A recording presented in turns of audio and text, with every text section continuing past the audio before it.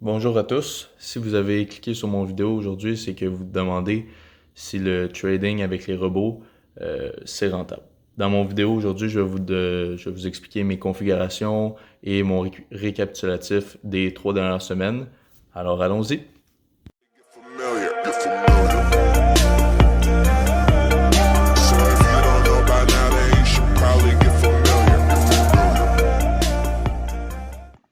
Sans plus tarder, me voilà dans Tricoma Exchange. Tricoma Exchange, c'est comme le Tricoma normal, mais au lieu de déposer des fonds sur un autre exchange comme Binance, Poloniex ou Kraken, tu les mets directement sur l'exchange, sur ici, sur cette plateforme-là. Et eux sont en partenariat avec Binance, fait que tu payes les mêmes frais que si tu étais sur Binance, mais tout se retrouve sur la même plateforme. Fait que c'est beaucoup plus simple à gérer. Je vais me diriger vers mes bots. Comme vous pouvez voir, j'ai plusieurs bots. Ils n'ont présentement pas de order ou de trading qui sont ouvertes de position.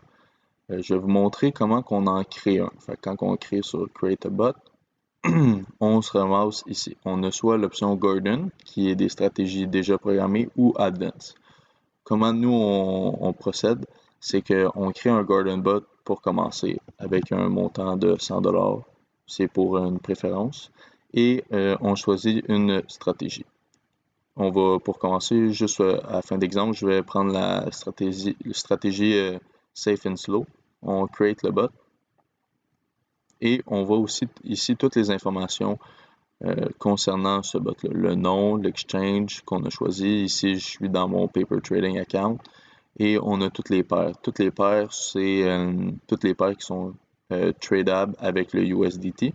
Fait qu'il y en a plusieurs. La stratégie est longue. Fait qu'il prend des positions. C'est pas un bot qui peut shorter, c'est juste dans la position longue. Le target profit et toutes les autres stratégies, je vais vous les expliquer plus en détail quand on va aller le modifier. Parce que oui, une fois que le bot est programmé, je le modifie avec quelques petits changements. Fait qu'une fois qu'il est là, on clique sur Edit, qui nous ramène à la page principale, mais cette fois-ci, on crée sur Advanced. Fait que, comme vous voyez, toutes les settings sont préétablis.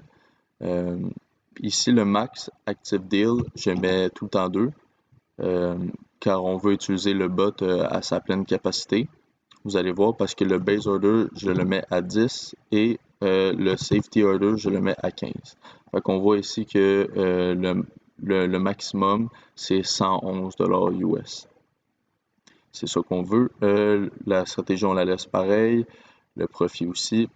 On met un start order type limit. On ne veut pas qu'elle jette au prix du marché. On veut vraiment qu'elle jette quand notre condition est activée.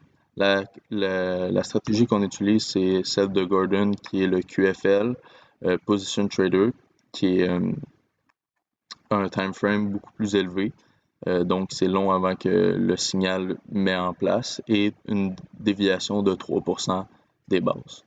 Le take profit est présentement à 2%. On a un trailing profit.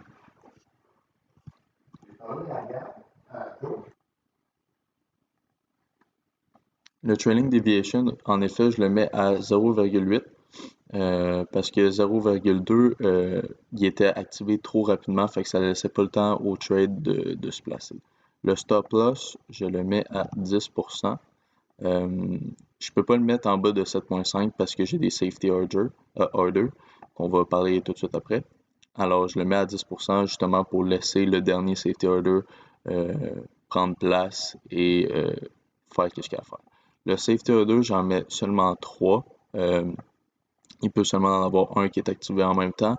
Le price deviation est présentement à 2.5, on le rajoute à 2.8, ce qui laisse une petite marge plus élevée entre chaque safety order. Fait que si le prix commence à descendre de 2,8%, il ouvre une position. Après ça, si ça continue à descendre, il ouvre une autre position, ainsi de suite.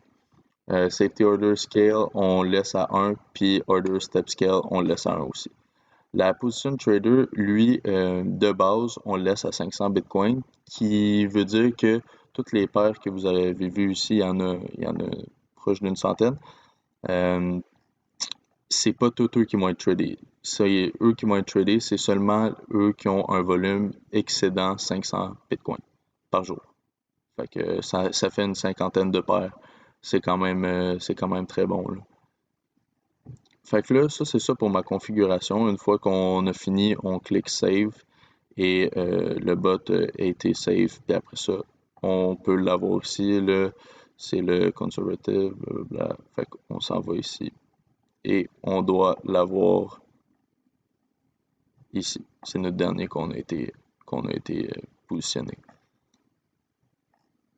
Fait que celui-là, je vais le supprimer parce que c'est le même, j'en ai déjà un. Maintenant, je vais vous montrer un peu les deals. La partie deal, c'est dommage que j'en ai pas présentement. On n'en a aucune position active.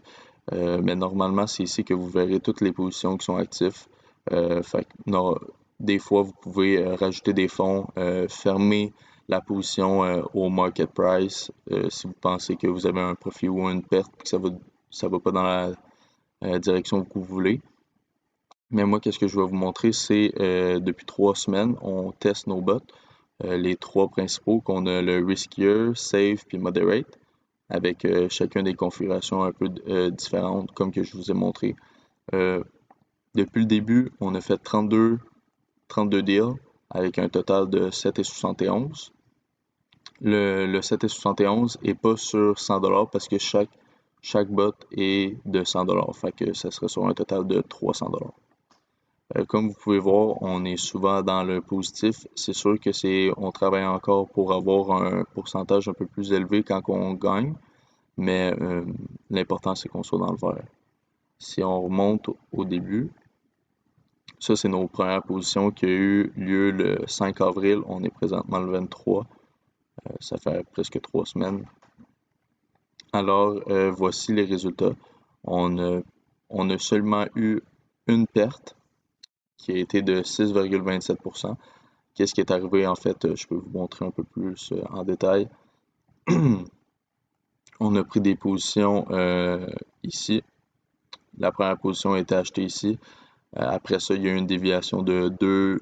Au début, ça c'était sans l'ajustement, fait qu'il y a eu une déviation de 2%. On a pris notre premier safety order ici, deuxième, troisième, et ça a continué à descendre. Fait que le stop loss a été atteint ici environ. C'est sûr que si on avait attendu tout le long, on aurait pu avoir un regain après 9 jours. 9 jours d'attente pour un trade, c'est quand même long pour un bot. Fait que qu'est-ce que ça fait, c'est que pendant ces 9 jours-là, il n'y aurait pas pu avoir d'autres positions qui auraient pu être ouvertes. Fait que le bot a décidé de la fermer ici avec le stop loss et prendre la perte pour ouvrir d'autres positions et être rentable après. Fait qu'après ça, on continue, on a des profits tout au long de la semaine. Jusqu'à présent, on n'a jamais eu une autre perte. Fait que je pense que un gros loss par mois est représentatif en ce moment. On ne sait pas comment ça va aller dans les prochaines semaines, mais je pense qu'avec les stratégies qu'on a ajustées, on est en mesure de minimiser le risque. Alors, je te dirais qu'en général, est-ce que c'est rentable de trader avec des bots? Oui. Oui, en ce moment, c'est rentable, mais pensez pas faire des profits de 300% par année, là, à moins que vous ayez une formule magique, mais nous, ça fait plus d'un mois qu'on les teste et on peut s'attendre en moyenne un 30 à 50% par année d'intérêt. Merci beaucoup, puis on se revoit dans une autre vidéo. N'oubliez pas de liker la vidéo parce que on bat l'algorithme de YouTube quand on fait ça. Fait que subscribe, likez, puis merci beaucoup. Au revoir.